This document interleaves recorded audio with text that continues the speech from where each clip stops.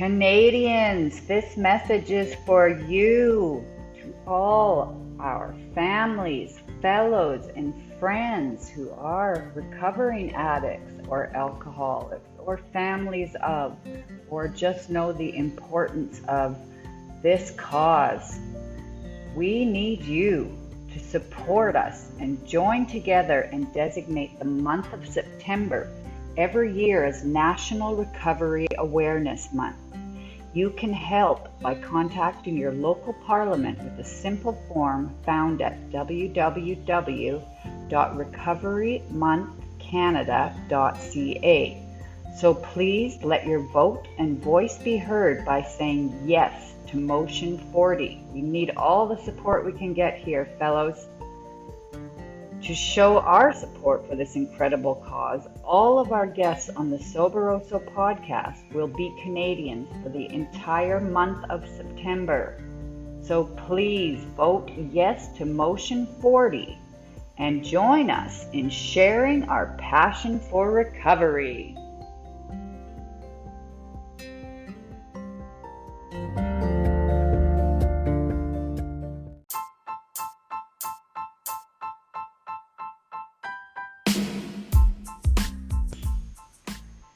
Hello, beautiful peeps, and welcome to another episode of Soberoso, where we invite guests and listeners to join us in sharing our passion for recovery. My name is Dora. I am a recovering addict and alcoholic, and I am your grateful host here on Soberoso. Today, we're going to be taking a trip to Tampa, Florida to visit with our guest, Ryan O. So sit back, relax, buckle up, and enjoy the ride.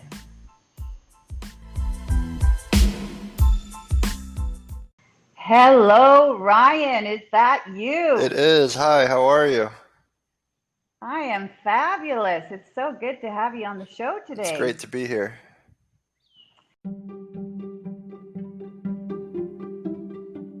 Explicit content warning. This podcast deals with mature subject matter that may not be suitable for young children. It may contain profanity, talk of drugs, alcohol, sex, crime, and abuse. So please proceed with caution. Okay, so let's get right into it here. Do you mind telling us what is your sobriety date? No, absolutely. My sobriety date's June 4th, 2014. Amazing. So you've got 6 years of clean and sober time. I do, and it's been a journey, for sure. I bet. You want to tell us a little bit about that journey? Definitely. So, yeah, I mean, when I think back and I speak about my recovery, I always go back to, how and why I first started taking substances and drinking and things like that. And I've spent a lot of time kind of trying to piece together how it all started and then how it ended and kind of where I'm at now. And it's crazy to think that something I was told early on in my sobriety that addiction sort of happens in two ways. And this is just, I believe in that same track, and it was either out of innocence or ignorance. And for me, that always stuck with me. And when I think about the first time I took a drink or used a substance, it was either in one of those two capacities. I either didn't know what I was doing or I was naive to what I was doing. Right. And makes sense. Yeah, I started at a relatively young age, not really, I guess, anymore, but I was 14 years old, and I took a Percocet, and then shortly thereafter, I had my first drink of alcohol. Okay, so you took the drugs first. I did, yeah, and that's back to that sort of mindset. I'm thinking, what makes a 14-year-old kid decide to, grab a white pill off of my dad's nightstand? Like what was it about that even remotely seemed attractive to me? And what's the answer? Have you figured it out? I haven't really. I can't pinpoint what made me take that first one other than, like I said, I was just young. Maybe I had seen a TV show or heard a song or something that maybe in my mind at the time glamorized taking a pill, or I was sort of a little punk rock kid. I was, Mm-hmm. into a lot of that sort of music and things like that, but I can't really figure out why I did the first substance or had the first drink, other than it just seemed very natural to me, which is why I Right. feel like I'm an addict through and through. And with that, the first time I didn't really have any crazy burning bush experience of this was like the end all be all for me, and I had found my solution. But I also remember not having any consequences after taking that first drink and drug. And I Mm-hmm. remember I did feel a little better. I felt a little more natural uh, when I was under Okay. the influence. So did that quickly awaken a desire for you to do more, or what kind of a duration was it before you got into heavy consuming or addiction, if that's the case? Yeah, I would say from 14 to 16, it was not a daily thing. It was weekends. It was when I could. It was I maybe average or minimal. I'm not even to this day really sure what average is, but uh, Right. I always second guess myself. I'm like, is it really average to have even be using it like Right. once a month from 14 to 16? I don't know what 14 to 16-year-olds do today, so I don't like Right. to group every adolescent into my story, by saying something Mm-hmm. like that. But anyway, I would say to me, what sounds average from about 14 to 16, and then it became more regular. It's just the natural progression of the disease of addiction happened.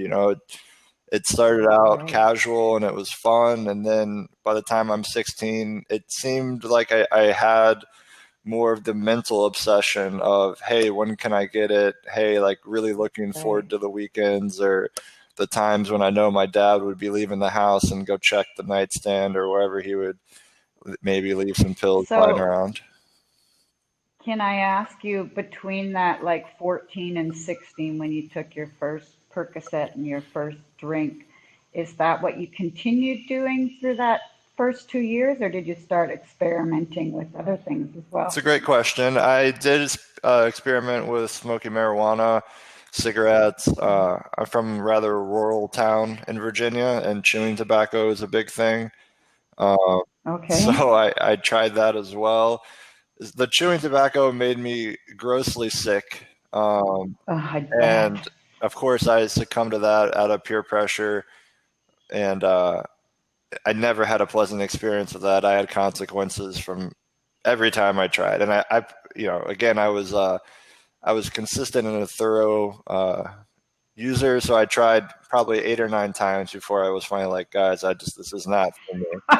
You really I gave it a did. good Yeah. shot. Yeah. I tried. You're like, I gotta like this. I really gotta like Exactly. this. I tried harder to do that than I have other things in life that are way more important. Wow.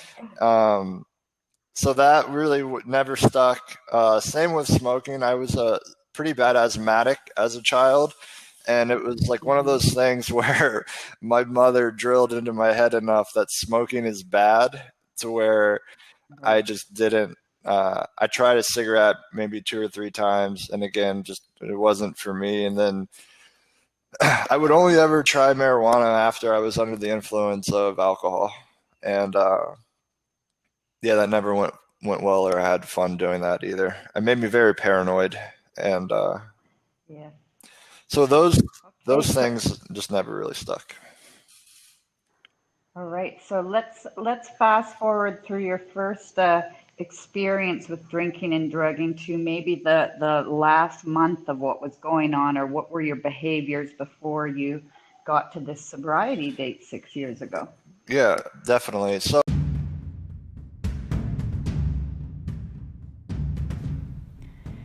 At Soberoso, we celebrate many different paths to recovery and are open to discussing all of these options. We are not affiliated with AA nor represent Alcoholics Anonymous in any way, shape, or form. I started out in that capacity, and the end result was I was a IV heroin and cocaine user, Wow. living in an apartment in Washington, D.C. with my birth mother and grandmother, who I had no relationship with up until the last probably 18 months in my addiction. They were the only ones that got me out of jail my last time. Um, Wow. so that's where it ended up, and it was I had OD'd actually in a recliner in that apartment with them, and that's really when I started to kind of get freaked out because I had been rather bad off for a decent amount of time, but I had never done that. And I just remember waking up and I had some vomit in my throat, kind of just hanging out there, and I didn't really remember what had happened. And then I was Mm, remember having the thought of like, I think that was an overdose, and you don't really have right. that thought unless it was. I feel like Right. so that was the end, and what happened? Wow. Can I back you up there? Yeah, Like how for sure. I'm an alcoholic and I took pretty much every drug under the sun except for heroin. Thank God I didn't. But like to start from taking a Percocet at 14 years old to doing heroin, like how did somebody convince you, or what was going on in your head the first time you tried heroin? Why did you go to that drug? I'm It's totally actually curious here. a nifty story.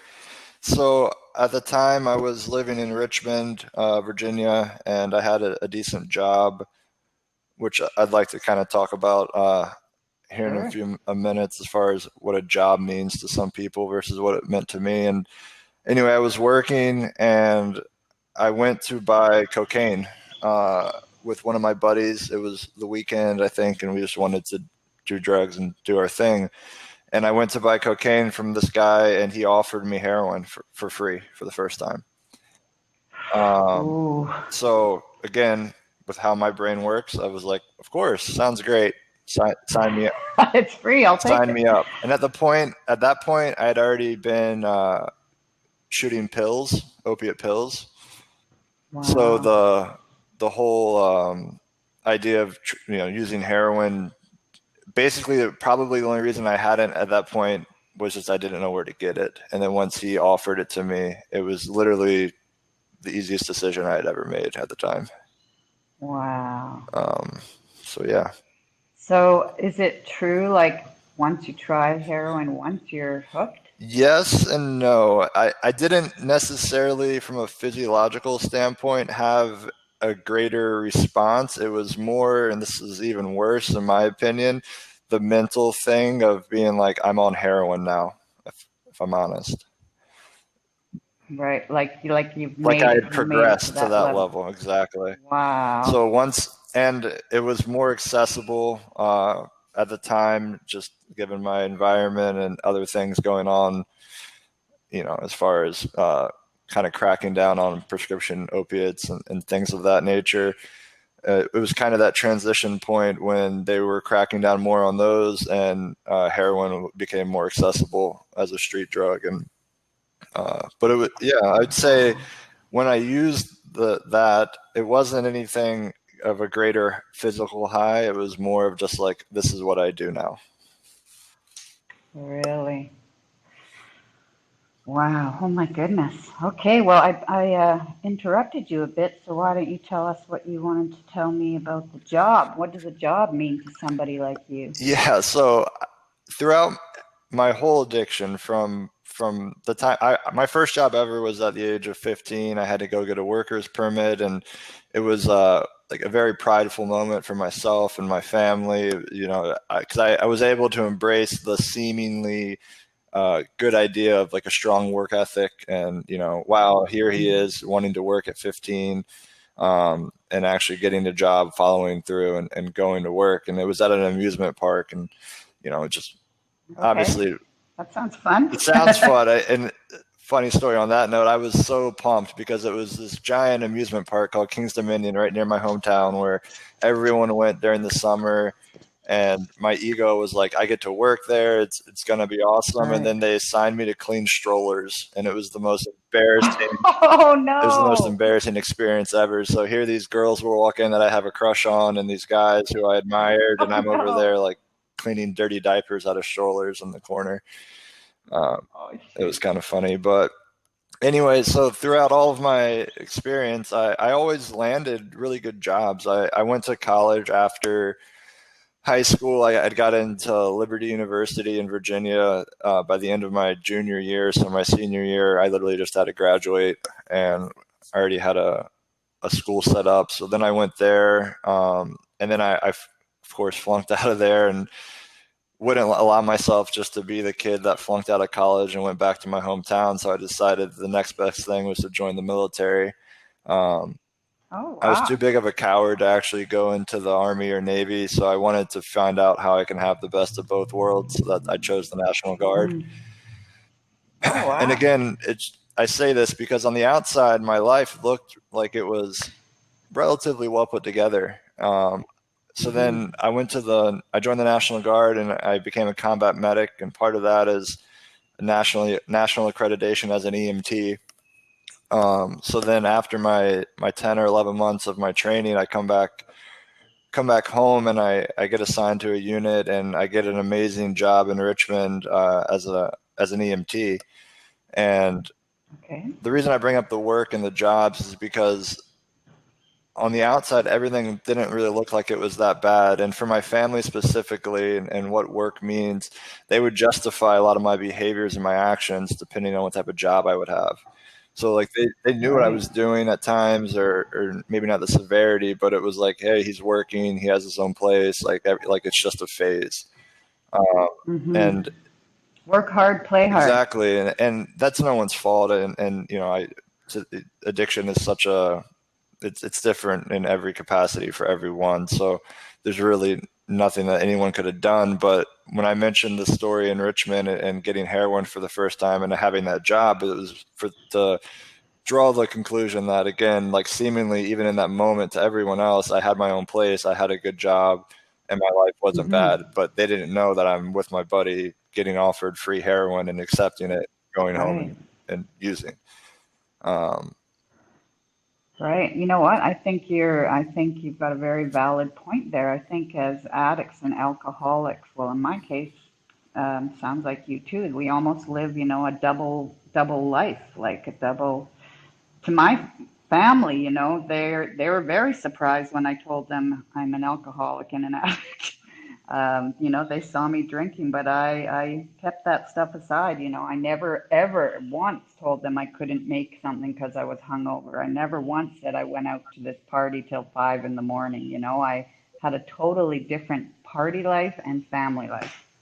Yeah, definitely the double life and just what really like makes my heart kind of cringe is when I just think about all the lies and deceit and Right. mental capacity that it took to maintain that.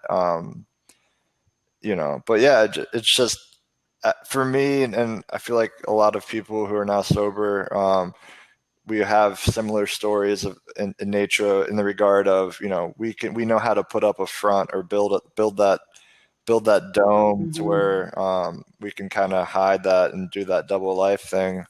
And it just, for me, it just, the best way I can explain it when I think about it now is I was just chipping away at my soul by doing all that. Like it was just eating Hmm. at me and obviously not a sustainable lifestyle. Uh, the drug use aside, obviously, that has its consequences alone, but more of just the mental, spiritual, and emotional toll that takes on a human. Right. So, did your drinking and drugging, was that a way that you used to cope with some mental health issues, or did the mental health issues come as a result of the drugs and alcohol? Yeah, so I'll be honest. I didn't really think I had any mental health issues until here recently, in my Okay. sobriety. And I'm definitely would like to talk about that. So, Yes, please.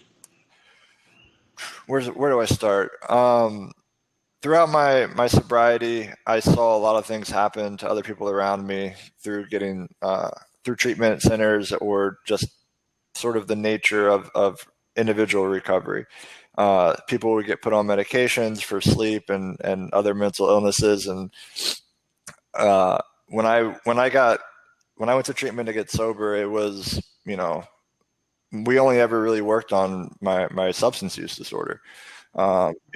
And how to enter in recovery and maintain that through 12-step recovery and sponsorship and, community and fellows and all the stuff that I still do today. But I never really had to address any sort of mental illness issues. I was never even offered by any doctors that I saw through treatment, any medications for anything as far as sleep or anxiety or depression.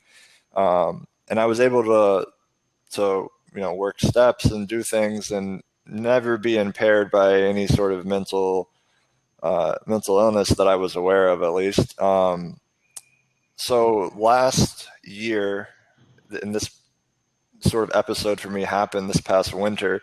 Last summer, my wife and I moved from South Florida to Utah, and I had been living in South Florida since I had been sober, so since 2014. I had never Okay. lived anywhere else. I would go see friends and family, to different parts of the country. But we decided to move to Utah because my wife got a job offer that she really couldn't pass up. It was literally her dream job.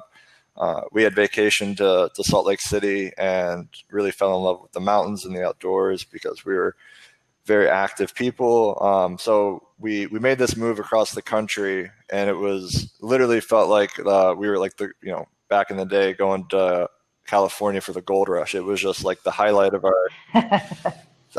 our existence. It was like we had we had Okay. arrived. My wife has this really well-paying dream job, and I work from home already. And it's just we were at cost of living, everything was super in our favor. And so we get there and we spend the first July, August, September hiking and running, and she's working, and literally it's probably best couple of 3-4 months of our lives, just because of how the situation was set up. And then October came, and on October 12th, it was -5 degrees in Salt Lake City.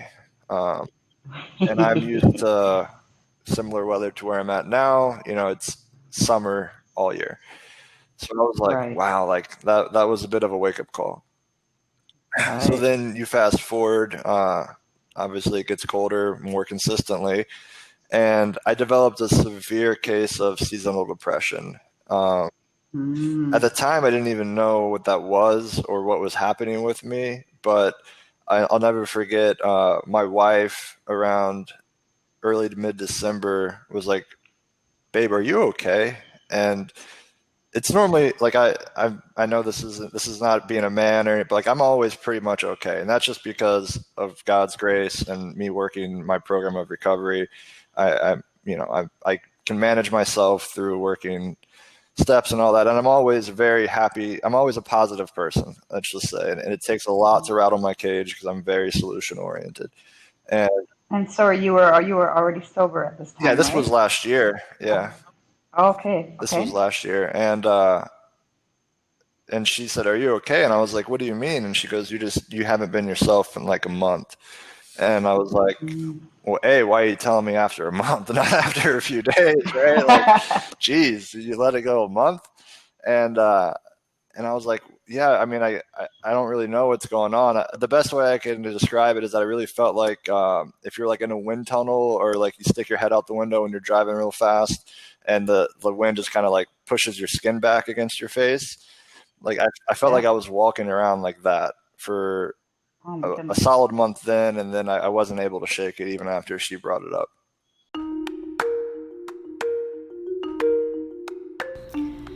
Ladies and gentlemen, if you have always wanted to make your very own podcast, we encourage you to check out Anchor.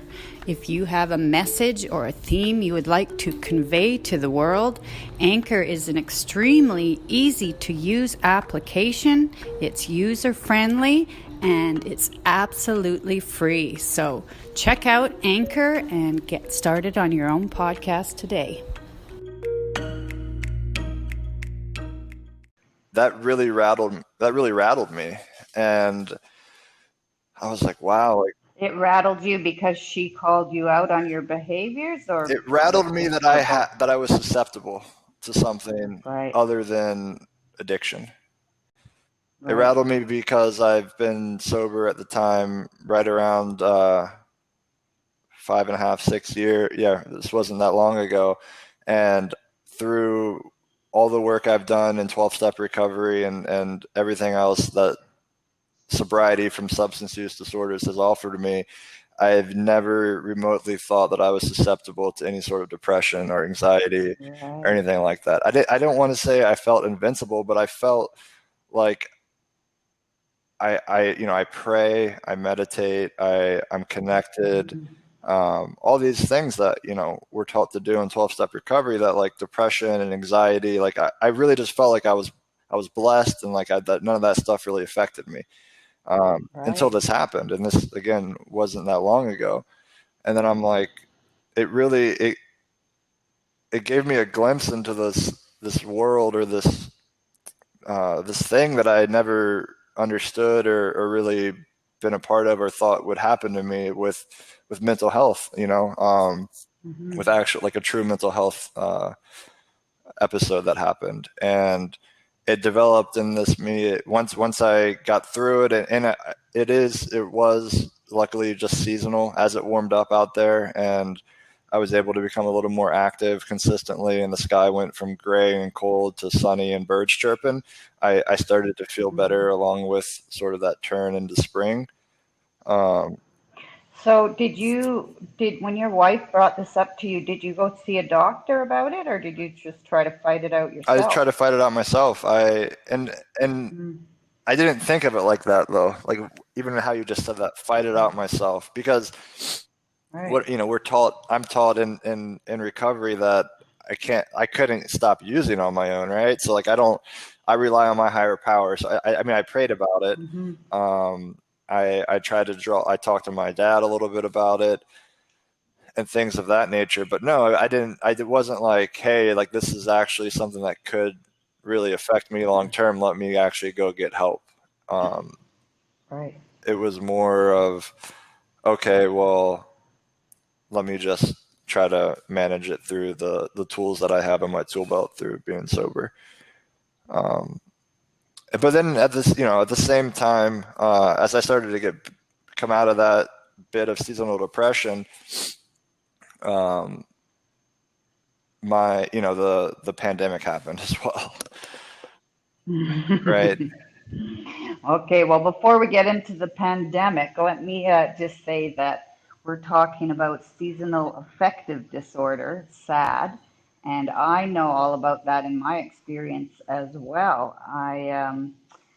I grew up in northern BC, where we had hot summers and cold winters, but in the winter, although it got down to 30 and 40 below, we had sunshine with that. I moved to Abbotsford, just outside of Vancouver, where it rained like Mm. Seattle.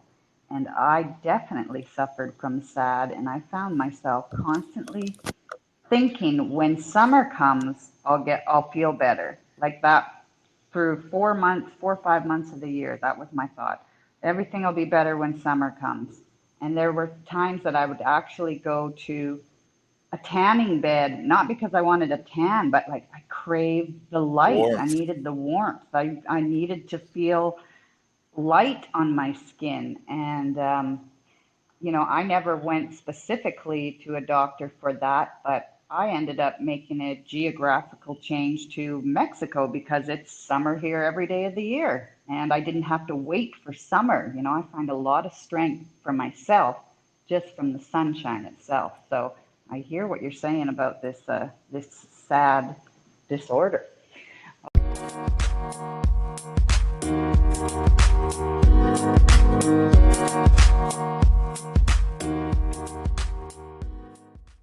Okay, so now how does that affect you going into the pandemic? So I guess one thing I will say, that a big thing that happened and sort of changed in my day-to-day, or my whole life, but in my day-to-day life between that and the pandemic, is my father-in-law ended up moving in with us in Salt Lake.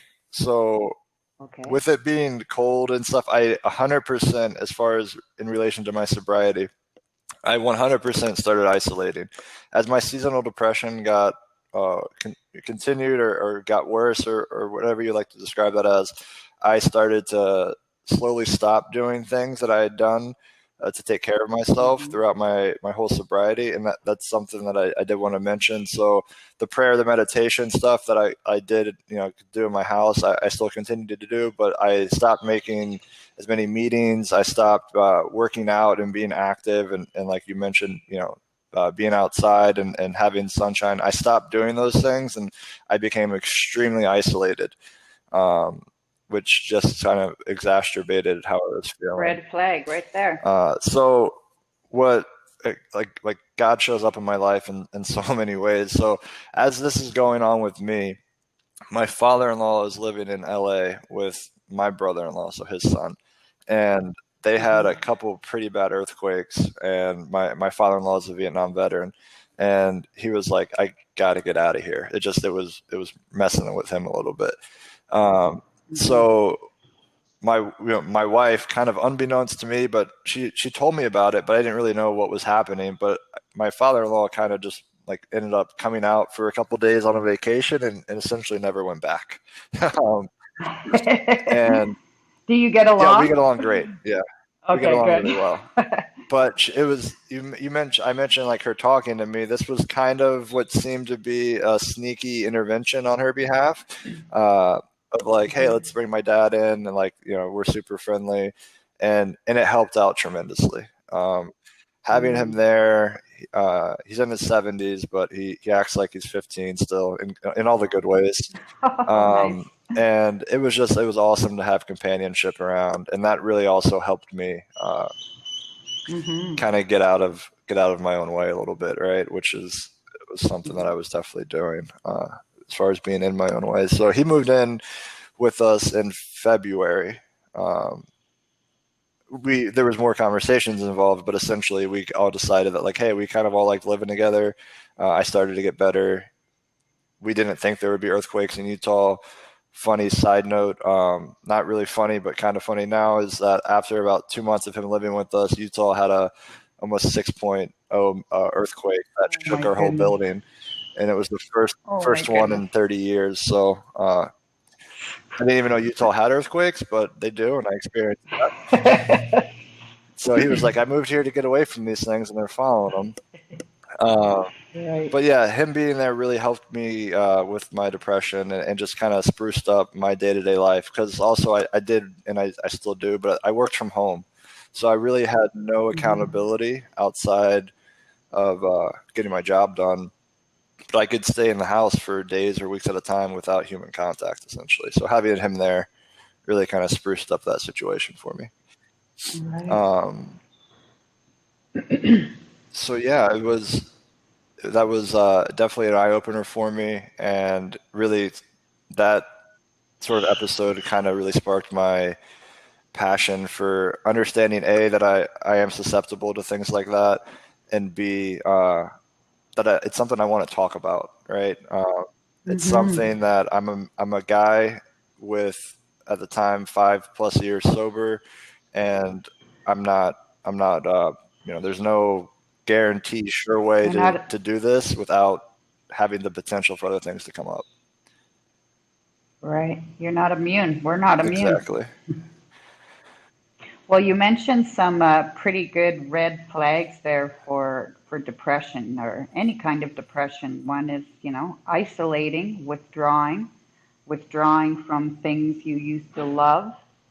And, isolation can be a horrible enemy for alcoholics and addicts. When we get into isolation, we start thinking about drinking and using, and we tend to have these very negative thought patterns in our heads. Definitely. An alcoholic and an addict, when I first started recovery, I continually heard Your mind is a dangerous place. Don't go in there alone.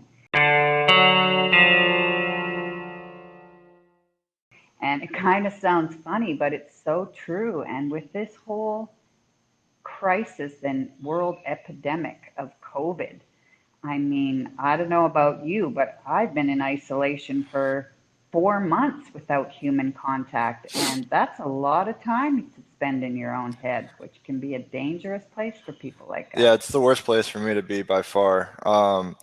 The other thing I will say, the last thing about that is, as far as the isolation, the other thing I did at the time, seemingly unknowingly, was completely changed how I ate, um, my nutrition, my diet. I don't like to use the word diet because I'm not about like losing weight, but I changed what I was consuming, and I had always been since I had been sober, I'd always been a rather healthy eater, health conscious eater, health, aware, like just try to be practical about my nutrition. I wasn't crazy, and I wasn't an overachiever when it came to it, but I tried to have a balanced lifestyle.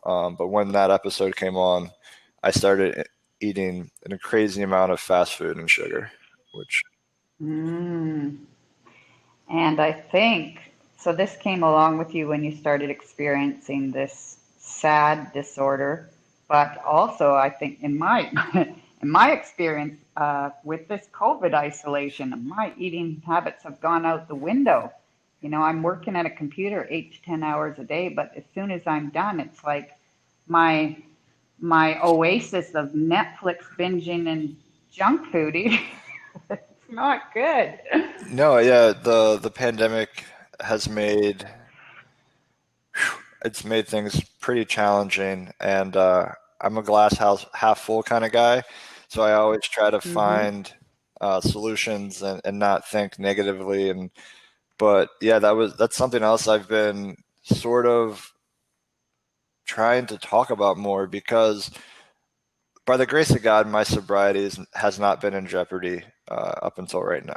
It still isn't, but like I haven't had the thought of drinking or drug in return since I prayed about it being lifted from me in my first couple of weeks clean. Oh, that's Even amazing. through everything I'm describing, the desire to do that has never returned. Thank God. And but I will say that with the pandemic and the mandates and orders for increased isolation for public safety and all that, I support that I don't know what I don't know, and that other people know more than me. So I'm not giving advice, or really, I don't really have an opinion on what I should or shouldn't be doing to stay safe and protect people. Like I follow Hmm. guidelines, I take recommendations. I'm not a rebel.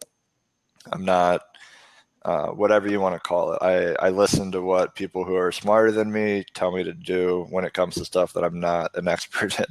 Uh, and so I've been listening. We lived in Utah, and we stayed home, right? We did those Right. things, whatever the mandates were in the counties we lived in, we followed. And wow, if it hasn't been challenging, like, again, not Mm. jeopardizing my sobriety, and I haven't had the thought of, wow, I'm at home, like, let me go buy a beer, or let me go do whatever.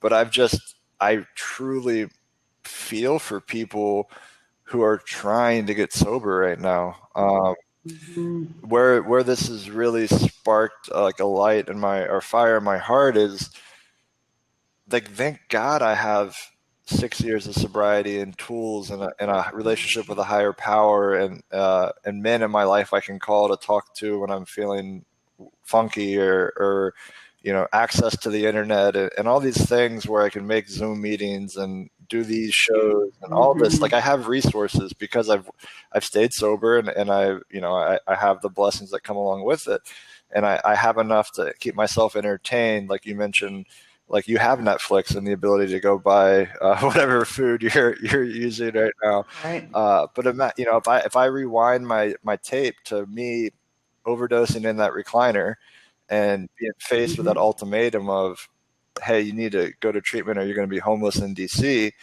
what would happen in the middle of all of this in my life? Like, would I've made it? Would I've been able Right. to go to treatment? would I have chosen to be homeless because I had fear of COVID or whatever else? And that's sort of where my head goes with this current environment is, you know, I'm at a point now where it's affected my sobriety, right? It's made me more disconnected because of the lack of in-person 12-step meetings, just the Right. overall, how I describe it and how I personally feel about it is there's just a couple more layers, more barriers between me and what I had been doing to maintain my health and wellness mentally and sobriety and all that stuff, right? Like if it's the gym, well, now you can't go to the gym. If it's meetings, well, now you can't go to meetings. If it's being Right. outside and hugging people, you can't do that. Whatever it is, it's made it more challenging, and I've personally felt the effects of coronavirus on my sobriety. So I can't imagine how it is Definitely. for people trying to get sober. Definitely. Definitely. This whole pandemic has been a strain and a drain on alcoholics and addicts and those of us with mental health issues too. Um, but I will say, right alongside with what you're talking about here, is that we do have a program. We have a solution. People like you and I that have sobered up and cleaned up. We have tools now that we didn't have when we were using and drinking. And I too am so grateful that I was clean and sober when this pandemic hit, because I've been through a couple what I thought were end of the world parties, and that's exactly how I took them. The world's coming to an end. The biggest hurricane in the world's going to hit December 12, the Mayan end of day Yeah. calendars. It was get as much booze and drugs as you can and your favorite people and DJs and go party for 5 days.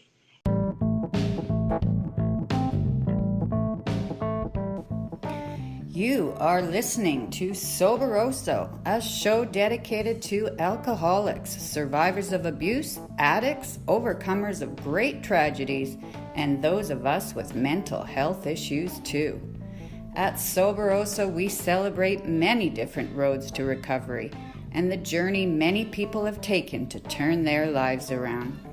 It doesn't matter if you are young, old, black, white, or rainbow. At Soberoso, we invite you to listen in as we have casual conversations with regular people like you and me who have, against all odds, turned their lives around and are now living happy, purposeful lives.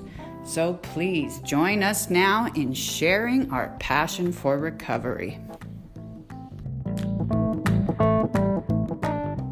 And if I had been doing that in COVID, Mm-hmm. with the duration that this went on, I would have OD'd by now, because that's how I thought. I didn't think about food. I thought about drug supply, alcohol supply, music, cigarettes. Yeah.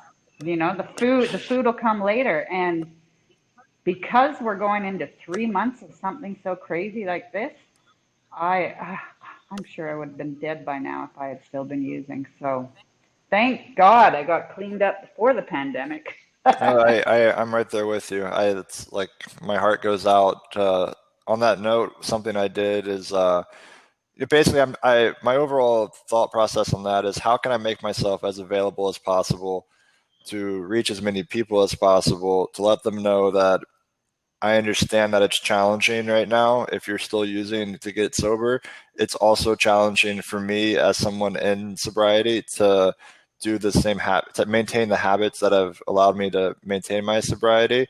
And that I want to try to in any capacity that God sees fit, be a resource to those people to, hopefully they use a little less. And it's crazy. I never really thought about drug prevention. Like when it came to my personal journey, it was like, hey, like I couldn't just stop using a little bit, like and like hang on. But there's people out there who really just need to do something else besides self harm or use just for today, like just for right now, or one less Yeah. time, or whatever it is. Because maybe they don't have the access that I had when I got sober, right? Like I was able to hop on a plane and Hmm. drive to a treatment center, and I know that's still happening, Right. at least in the States to some degree. but the barrier to help has definitely increased across the board. Yes, and I haven't been to rehab myself, but I've talked to several guests and found out that if you are at that point of your suffering and your addiction and your alcoholism and you decide that you want to go to rehab, it's not just a phone call and you're there. It's like a process, and you've got to wait in line and you've got to wait your turn and you've got to qualify. So it's not just like, okay, I'm going to drink for these next 3 days and go to rehab on Monday. It's not as easy as that, is No, it? that's just how I feel, and I'm still semi-connected in Right. that space just due to my day job, but I just feel like I was so blessed with that ability to make a couple phone calls and get shuttled off to the airport and show up at a treatment Mm, center with trained professionals who were there to help make me better. right. And my experience right now with COVID, for people in sobriety, it's harder for me to do what I've been doing. And if you're trying to get sober or get help from other things, that barrier between that decision or that awareness of them needing help and actually receiving the help seems to have increased significantly with the pandemic going on for a Right. variety of reasons, right? And I think about it. I'm not a parent, Yes. but like, would I feel comfortable sending my child off across the country on an airplane right now? Just yeah, exactly. In COVID, on an airplane with people and then in a house with people that Exactly. may So have, something like yeah, that, it's I'm just like, crazy I can times. only imagine there's way more Hmm. decisions and obstacles that have to be overcome and found a solution than when I got sober. Right. Right. Well, I just want to bring up here to any of our listeners out there, one blessing out of this COVID, if you are working a 12-step program that I've noticed is this capacity and this ability to go to Zoom meetings. I mean, before COVID happened, me and millions of other people had no idea what Zoom was. And as soon as COVID came in, everybody's Zooming. I mean, you can go to a meeting for NA or AA or any 12-step recovery meeting every hour of every day, anywhere. I mean, you can go to Ireland, to Chicago, to Alaska and check into a meeting online, which is something pretty incredible that for people like us, I mean, we have something, the regular person that does not have a program and is in isolation. I don't think they have this Zooming meeting ability that we have. So I think that we are Extremely. On that fortunate that note, way. when we found out when we made the decision, not found out, when we made the decision to move to Tampa, I was able to immediately find 12-step recovery meetings based because of COVID. If it wasn't for COVID, they would have all only been in person, so I would have had to have wait and came here and met them Right. in person, which obviously wouldn't have been a terrible thing. But I was able to connect with the people from Utah that I currently are active in my community in 12-step because it was all online. So it allowed me to meet these people, Right. a month or so in advance before arriving. And then when I got here, I already felt like I had a tribe around me in the community because of that Oh, access. that's So I cool. do agree. And also uh, being able to connect internationally is pretty awesome. I've It really is. enjoyed if it's even as minor as an accent from a different place than I would not normally hear, but just Hmm. stories of recovery being told in English or in different languages. But it makes me feel at home in a global sense of how connected Yes. everyone's become with the internet, and it's again just what a blessing it is to have the internet in place to be able to do that. Yes, it is. And you know what? It will be interesting, when we get out of this pandemic to look at some sort of database or statistics looking back on this time, because I feel like there, there are a lot of addicts and alcoholics who may have had some sober time under their belt, and due to the pandemic and their mental health issues, have gone back out to drinking and using. But I've also seen in these online recovery meetings newcomers coming in that have never been to a meeting in person, that their first meeting is on a Zoom, which is also super It's encouraging. amazing. I've also noticed the same thing, and I remember how scary it was for me to walk into my first 12-step meetings, even with if I had friends or by myself with me. It was rather intimidating. It still can be intimidating to this day if I'm in a new area and things of that nature. So I think, again, on the positive side, that barrier in access to meetings has definitely decreased with that availability of everything being through Zoom now. And I do think that it makes some people, myself included, feel more comfortable at times.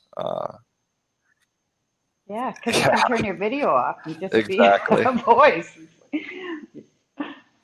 Yeah, so that has been a definitely a blessing. And like you said, international and global check into meetings is something that I never experienced before COVID. So that is a Yeah, it's like we positive have that's come access out of to this whole a daily pandemic. world convention, uh, all from the comfort of our homes. So. Yeah. Well, Ryan, this has just been an incredible conversation with you. Thank you for talking with us, and especially on all your key points on mental health. I think you've brought up some very important issues and topics, and Yeah, yeah, it's it's been been a pleasure amazing. to I really have you. appreciate you having me on the show.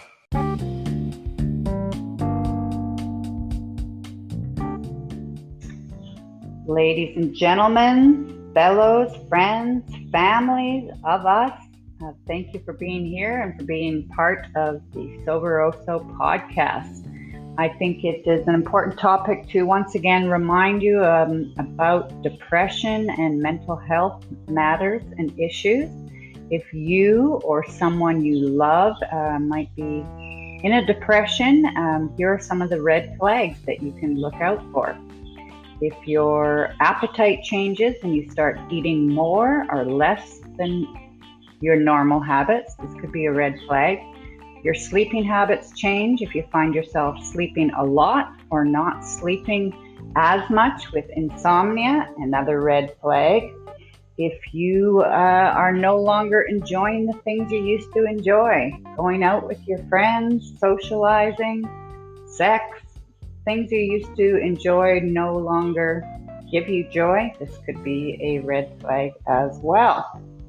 If you have an overall feeling of helplessness and hopelessness and gloom and doom and gloom, or you cry very easily, also could be causes and signs of depression and something going on with you. So please do not hesitate to reach out to your doctor and tell them what's going on with you. I would also recommend that your doctor be somebody that you trust. If you are an addict in recovery or an alcoholic in recovery, be sure to tell your doctor that you are, and make sure to double check your prescriptions, that they are not habit forming and addictive forming. And if you don't feel good with the information your doctor is providing you, do not hesitate to get a second opinion. This is tricky business, especially if you are a recovering addict or alcoholic, and we don't want to awaken that addiction. But we also don't want you to suffer with depression. So seek outside help. Okay, so before we let you go, do you want to tell the listeners out there how they can follow you or look you up Yeah, if you definitely. want to give out your So digits the or your easiest way to info? connect is probably through Instagram. It's Ryan, RYAN _ OWENZ. My name is Ryan Owens. So it's that with an underscore and a Z. You can also feel free to text me at 540-220-1632. Yeah, I post a lot of positive stuff on my page. I try not to keep anything I do on social media as a highlight reel. I'm definitely a real guy that goes through real stuff every day, and I try to be not only just transparent but vulnerable about that information to the best of my ability through my Instagram page. So yeah, definitely feel free to reach out to me there.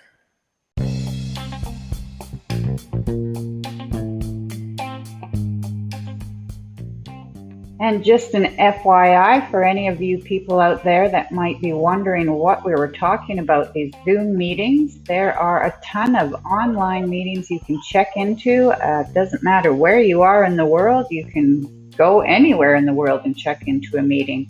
So if that's something you are interested in and you need a little extra help, I don't mind personally helping you out. You can send me an email or get in touch with me and I will help you get onto Zoom. You can also check out the Sobriety Facebook page for our meetings that we hold every week. And all the information is there, and feel free to join us in one of those meetings.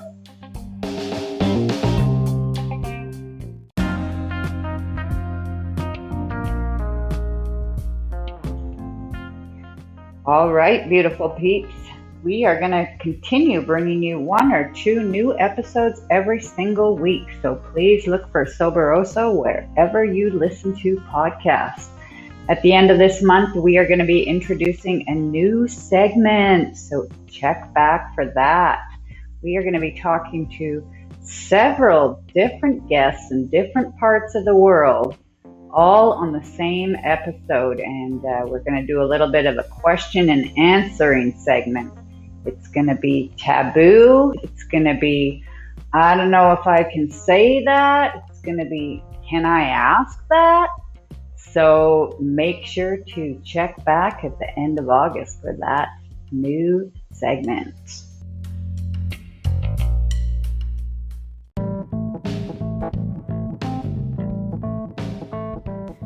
We invite you to reach out to us. The best place to find all of our contact info and the projects we are involved in is at www.soberoso.com. You will find our Soberoso shop on our website where we sell recovery-related merch. And you can join us in sharing our passion for recovery by wearing your sobriety with our His and Hers t-shirts, hoodies, and tank tops. You will also find written recovery stories with before and after pictures, Zoom meetings, and you can listen to our podcast directly from our website. This podcast is a labor of love and passion that takes many hours of work to bring to you. If you like what we are doing and feel moved to do so, there is also a red donate button on our website called Show Us Some Love. You can follow us on Instagram and Facebook at Soberoso. If you would like to be a guest on the show or get in touch with us, please send us an email at info@soberoso.com. We'd love to hear from our listeners, so if you would like to ask us a question, suggest a topic for discussion, or leave us a word of encouragement, you can send us a voice message by going to Anchor and using the Send Message button on the Soberoso podcast page.